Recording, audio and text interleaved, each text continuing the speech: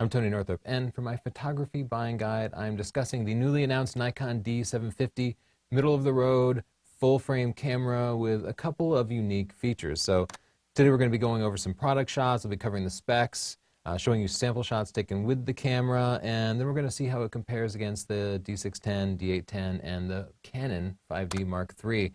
Here's a product shot of the back of it. You can see maybe the only unique feature here is this articulating screen on the back. That's what the top of it looks like. It looks basically exactly like a D610, this camera here. They pretty much use a D610 body. And here's the unique feature, that articulating screen. So I'll just reach over and grab this camera, and you can see tilty screen. That's what it does. And there are lots of cameras with tilty screens, but this is a full-frame camera, and in fact, it's the first full-frame 35mm camera with a tilty screen. And it's incredibly useful because if you're in a crowd, you can tilt it like this and then hold it over your head and get a shot. Or if you want to get pictures of flowers down low, you can hold it down like this. Now, I'll warn you, the example I'm using here, the Fuji X-T1, that's a mirrorless camera. It has pretty good focusing for live view, as most mirrorless cameras do. DSLRs generally have terrible autofocusing when you're using live view, and I expect the D750's autofocusing to be pretty terrible. So you want to use the viewfinder most of the time, then you'll get great autofocusing. But if you decide to use that screen, it's going to be kind of slow, so you might want to stick to just still subjects. It's another sample shot of the articulating screen on the D750. One more sample shot. Now, let's talk about how the D750 fits into the Nikon lineup. You can see it's the second cheapest of the full-frame cameras. Nikon has a bunch of APS-C cameras with smaller sensors that are less expensive than this, but they actually have 5 full-frame cameras now, and this slots in between the D610 and the D810. That DF there is kind of a retro cool camera, which doesn't really fit in with the rest of the lineup. So, is it worth an extra $400 from the D610? Kind of a cheat here, but I'll say yes if you want that awesome autofocus system. Should you save yourself $1,000 and get this instead of the D810? Yes, if you don't care about the extra megapixels. We'll go over that in a little more detail. I want to just compare it against the Canon lineup here. You can see the D610 and the 6D from Canon are right about the same price point, entry-level full-frame cameras. And then the D810 competes very squarely with the 5D Mark III. And then at the high end, they have these like $6,500 cameras. There is no Canon equivalent of the newly announced D750, nor does Canon have an equivalent of the Nikon DF. Canon simply doesn't have as many full-frame cameras as Nikon does. 5 full-frame cameras is unheard of. I just want to point out, this is the year that each of these cameras was announced, and you can see Nikon has announced 3 full-frame cameras in 2014, and then 2 in 2013. Canon hasn't announced a single camera, full-frame camera, since 2012. I don't know where Canon is on this, but Nikon is taking everything away. Some of the key features of the D750 are its 24 megapixel sensor, which I suspect is exactly the same as the D610. Now, they're saying it's an all-new sensor, but usually what that means is it's not an all-new sensor, and we can expect the same image quality. So I feel like we'll get the same image quality as we do from the existing D610. The ISO specs are exactly the same. The frames per second are a little bit faster, 6.5 frames a second. That's even faster than the D810 can work when shooting in full FX mode pictures. Half a frame faster, 6.5 instead of 6 frames a second. So it should be good for sports and action. For video, it does 1080p, 60 frames a second, like all the new Nikon cameras do, not anything particularly remarkable there. It does have Wi-Fi. So it's also Nikon's only full-frame camera with Wi-Fi. And I love having Wi-Fi because you can take a picture, send it over to your phone, and then it's on Twitter, it's on Facebook, you can share it with your friends. It's much better than having to take a smartphone picture. And Nikon's Wi-Fi implementation, I've used it on the D5300, it's clumsy, but I'd rather have it than not have it. So it's nice to have. 2 SD card slots. All the Nikon full-frame cameras seem to have multiple slots, which is good. You can either use them as extensions so you don't run out of memory, or you can copy pictures to both cards, and then if you have a card failure, you haven't actually lost your pictures. You still have backups. Finally, as I mentioned, it has that tilty screen. Let's talk about the autofocus system because it's the same autofocus system from the D810, and we love the D810's autofocus system. Works just fantastically. In fact, it bested the famous 5D Mark III. Now, there aren't any surprises here. 51 autofocus points, 15 of those are cross-type, and 11 of those work to f8. So you could use a telephoto lens. For example, an f5.6 lens, and put a teleconverter on it, like a 1.4x teleconverter, and you will still get autofocus with 11 of those focusing points. And for wildlife, that can be particularly useful, sometimes for sports, but mostly that f8 focusing is a wildlife trick. Nikon's also saying it focuses down to -3 EV. And all that means is you're supposed to be able to take it out into very, very dark situations and still autofocus. And that would be really useful. It would be a big deal if you do night photography, as I do. Now, I'll just caution this announcement by saying that I've seen many cameras announce saying they focus to some ridiculous negative EV amount. And then when I actually get them and test it, I don't find that they actually perform any different in, say, moonlight. Pretty much seems like in a city I can autofocus, and then if I'm out in the country and trying to focus on stars, I still have to manually focus and fumble around. But we'll try to test it out when it comes, and we'll see if that -3 EV focusing really does help out at night. Finally, it has Group AF mode, just like the D4S and the D810. So basically, some of the best parts of the D810, that awesome autofocus system, they crammed it into the D610 body and charge you an extra $400 for it. The release date is September 23rd, 2014. Should be about $2,300 or 1,800 pounds. And if you get the kit, it's $3,600. So Nikon wants to charge you $1,300 for the kit lens. And the kit lens is awful. We'll talk about that in a little more detail later on. But please don't get the kit. I'm going to tell you to get the body, and instead, please go get this Sigma Art lens, which is vastly superior to the kit lens. The kit lens is a 24-120 f4. The Sigma is a 24-105 f4. But the Sigma is so much sharper that you can definitely take a picture at 105 millimeters, the telephoto in here, and then crop it to 120 millimeters and still have far more detail. So don't even worry about the range. Save yourself a few bucks. This is only $900 as opposed to $1,300 that Nikon is asking in addition for their terrible kit lens. You'll be much happier with this. You can check it out at the link sdp.io/N105. For the video capabilities, as I mentioned, these specs are going to be really familiar if you know the D810 already. 1080p, 60 frames a second. Most video is at 30 frames a second, so 60 frames a second is capturing an additional frame, twice as many frames. And that means you could slow things down, do some slow motion, or just get super smooth video if you have a place to play it, like on YouTube. YouTube supports 60 frames a second video. It has auto ISO for video, so you can go from indoors to outdoors, and it'll automatically expose things properly while you have it in manual mode, controlling the shutter and aperture. Smooth iris control if you want to change the aperture during video, for example, to blur the background more or less. It's kind of an advanced video feature. Flat picture control mode, which if you're going to be grading your video in post, that's useful. It helps improve the dynamic range, allowing you to have blue skies and properly exposed faces. If you don't know what color grading are or dynamic range in video, if you're not using Premiere Pro or Final Cut Pro, then this probably won't mean anything to you. But if you do, okay, it's a nice to have.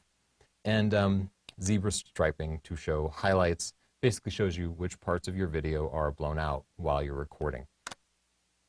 Some of the things I'm disappointed with the announcement of the D750, there's no image quality improvement, but their image quality is already top-notch, so I wouldn't expect much. For video, they're talking a lot about the video capabilities, and it sounds good, has everything you generally need, but there's no 4K and no raw video. And you can get a GH4 for $1,600 or $1,700. And I would tell you to go do that if you're serious about video. Get a Panasonic GH4 instead of this. It's a capable camera, but once you experiment with 4K, even for 1080p publishing, it's so wonderful. You can't go back. Has a tilty screen, but no touch screen. I love touch screens. They make reviewing pictures and making sure everybody's eyes are in focus in a group so much faster than using the little joystick. Let's put it on some full-frame bodies. No on-sensor phase detect focusing like the Canon 70D has, or many of the newest mirrorless cameras. That will allow us to focus faster while using that live view screen. And that's kind of important now that they want us to use a tilty screen and maybe hold it away from our face. So pretty much, if you wanted to focus quickly, you'll still be holding it up to your eye. So you won't get be able to take full advantage of that tilty screen. It also has no GPS, and I love GPS in a camera because you can load it into Lightroom and it'll show you where in the map you took your picture. Our smartphones have GPS and are tagging our pictures, but our cameras generally don't. You can get an add-on module, but it's clumsy and overpriced. So we should start seeing that built in. The D5300 has it, but none of the high-end cameras do, unfortunately. Also, something Nikon just doesn't do is focus peaking. Focus peaking is incredibly useful for manual focus, perhaps with adapted lenses, or for those who just prefer manual focus. Maybe you're using a Rokinon lens, which is only manual focus. It's very, very helpful, especially with live view, but Nikon doesn't have it in any of their cameras. Another big benefit of some mirrorless cameras like this Fuji X-T1 or the Panasonic GH4. Let's take a look at their sample photos. This is a useless exercise. They always put up sample photos in this like low resolution. They're like 800 by 600, and I don't know, look, you can take a picture of a guy jumping on a wall, or this is not even a very good night photo. It's all like underexposed in the skies. I would tell the guy to go out earlier in the day. Fine, there's a picture of a flower and a guy jumping, and looks like a strobe went off multiple times while this gal was dancing. They're fine. They tell you nothing. The sample pictures are useless. Okay, so here's the back of the D610 and the D750 so we can see how they compare in case you're already familiar with the D610. They're almost identical, except that the D750 has the tilty screen, and it seems like they've moved the info button up a little bit. The tops of the cameras are basically the same too. Comparing the features, you can see the D610 is about $400 cheaper, so it wins that.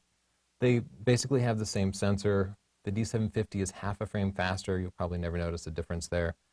The D750 does have the more advanced metering system from the D810, and I'm not sure whether it has the face detect metering or not. I haven't found a reference to that, but that's good. But I never had any problems with the metering on the D610 either, so I don't consider that to be a huge advantage. The D750 records 60 frames a second, whereas the D610 only does 30. And as I said before, it has this awesome autofocus system, which is about the best in the business. And aperture control during video, tilty screen, and Wi-Fi. The D610 doesn't have any of those things. Moving on to the D810 comparison, my favorite camera in the world, the D810. You can see that the D810 has a little bit of a different button layout. Things like ISO and white balance are set using the top dial here, instead of the way it is on the D610 where you push the buttons on the back. But it's a minor functionality difference, and if you're comfortable with one, you'll be comfortable with the other. The D810 also has a couple extra function buttons that can be reassigned. It's slightly better controls on the D810, but it's not a big difference. The difference is the D810, an extra grand, so a substantial amount. You could take that extra grand and spend it on lenses, or pretty much build out a whole studio for a grand, things that might make a real difference to your photography, which is what I want you to consider before you pick between these two cameras. The D810 has 36 megapixels instead of 24 megapixels, and those are fantastic megapixels. It has a fantastic sensor in it. 50% more megapixels makes much bigger files, and if you use the right lens, you can also get a lot more detail. Talk more about that in a moment. The D810 in FX mode records 5 frames a second. You can put it into DX mode, which crops the pictures down to more like 24 megapixels. And you'll get 6 frames a second. Or if you add on the battery pack, you can get 7 frames a second. But generally, the D750 is a little bit faster. Another big benefit here is this, ISO 64 on the D810.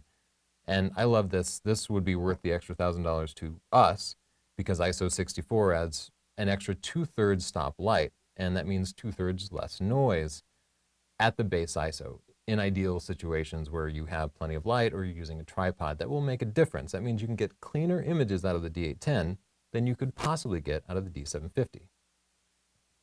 The D810 supports a maximum shutter of 1/8000th versus 1/4000th. I don't often shoot above 1/4000th, but if you're into sports, maybe, or if you use super fast lenses and bright light, like sometimes you do for outdoor portraiture, that might be useful. They both have 2 memory card slots. The D810 has 1 CF card and 1 SD, and the D750 has 2 SD cards. The D750 supposedly focuses down to -3 EV, whereas the D810 only does -2 EV. We'll see if that's actually a practical difference. I doubt it's going to be a significant difference even for night photographers. The D810 has USB 3, which I love. for tethering and unloading a memory card. It's most people don't care about it.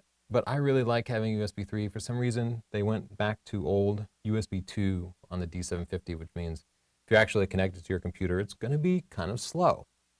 A couple of things the D750 has that the big brother, the D810, doesn't have: Wi-Fi and a tilting screen. If you like those, that might be worth going for the less expensive D750 anyway. So let's talk about the differences, in practical differences between a 36 megapixel D810 and a 24 megapixel D750. Now, if you get that crappy kit lens that I was talking about, you'll get 15 perceptual megapixels out of the D810 and 13 out of the D750. So you'll probably never notice a difference. That's not much of a difference. By the way, these numbers are coming from DxOMark's amazing analytical measurements. So if you're interested in the technical aspects of sensors and lenses and cameras, definitely check out DxOMark.com. They measure how many pixels you actually see in the pictures that you take. So if a lens isn't that sharp, then of course all it's doing is transferring blurriness to the sensor. And if the sensor isn't that good, then it can't pick out all the detail in the lens. So you kind of need to match them up. Now, if you get the excellent Tamron 24-70 f2.8, it's much sharper. So you start to see a lot more detail. With that, you can get 23 perceptual megapixels from the D810 and only 16 from the D750. What if you upgrade to the amazing 200 millimeter f2 lens? It's 6.5 pounds and $6,000. But with that, you'll be able to get 34 megapixels of detail out of your D810, but only 23 out of the D750. So again, with a super sharp lens, you start to see much more detail. Carl Zeiss has a couple of excellent 85 and 135 millimeter lenses out there. They're both manual focus, but they're so unbelievably sharp that you can pretty much max out the 36 megapixel sensor on the D810. And you'll also be maxing out the sensor on the D750, but you'll be getting 50% less detail. So if you're making a huge print, or you're cropping really tight, and you're using high quality, expensive glass, those two Zeiss lenses cost, I think, $4,000, $3,000, then maybe you should consider upgrading to the D810. If using less expensive glass, it won't make any difference. So now let's talk about how the D750 compares to the Canon 5D Mark III for people who are maybe buying their first camera and aren't already invested in a system. In my mind, the D750, well, it's $1,100 cheaper, but it seems to beat the Canon in just about every way. The sensors are about equivalent, has a little more detail than the Canon would, but it doesn't have an AA filter, so the pictures will be sharper because of that. The anti-aliasing filter is something that sits on top of the lens and tries to stop artifacts, but really just makes your picture a little bit blurrier. It's slightly faster, and it adds a tilting screen and Wi-Fi. But I can't think of any reason to go with the 5D Mark III unless you just want Canon lenses. If you do need Canon lenses, well, the 5D Mark III is an excellent choice, but otherwise the D750 soundly beats the Mark III in every way for $1,100 less. And in our test with the D810's autofocus system, it even out-autofocuses the 5D Mark III. People will say it's not fair to compare the two because the 5D Mark III is so old, but it's still the closest competitor that Canon can offer up. Continuing this, the D750 has a higher frame rate with video, has a pop-up flash, has zebras for video, it has time-lapse and intervals without having to install a hack like Magic Lantern. Again, the only benefit that Canon really offers is more specialized lenses, and that only depends on the type of photography that you're doing.